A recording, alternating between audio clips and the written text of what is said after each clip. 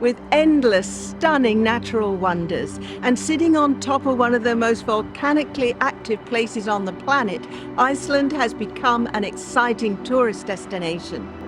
Visitors are curious to see a primeval landscape that possibly resembles how the Earth was formed millions of years ago.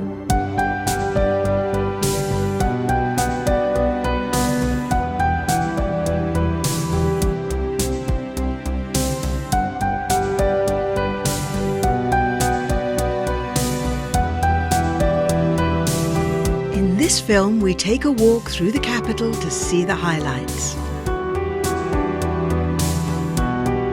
Sit with the locals.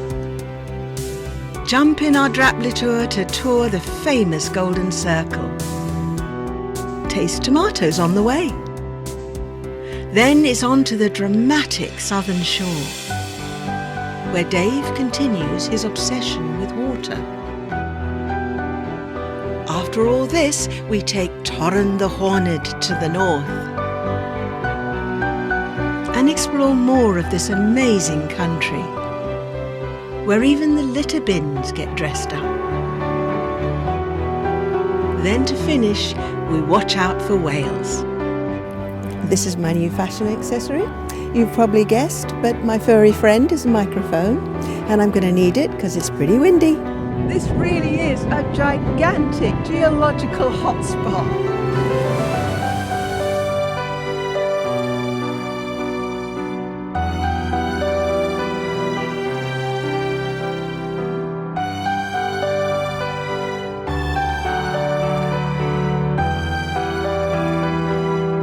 The head of Visit Iceland greets us in a language hard to learn. Verið hjartanlega velkomin til Íslands. A heartfelt welcome to Iceland. Thank you. What would you recommend for a short break to Iceland? Well, Iceland is, 7 regions.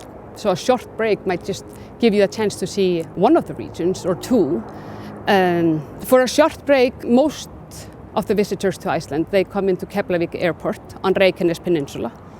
So I would of course suggest that you look around the Reykjanes Peninsula. Reykjavik, of course, as the capital, has a lot to offer on the culture side, food-wise, activity-wise.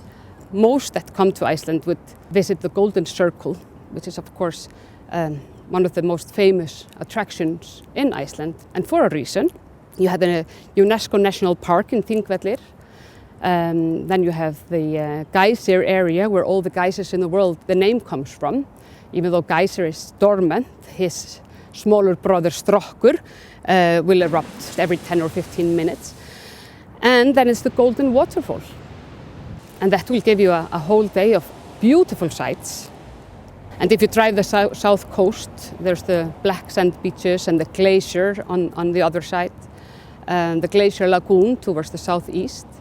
And if you go to the west, you're moving in the steps of the old sagas of Iceland and the culture. I would recommend to stay for a bit longer or return, because many that come to Iceland and stay maybe for a short time, they do return. You should not hesitate to come to Iceland. Some would say maybe once in a lifetime, but I would say, and then just revisit.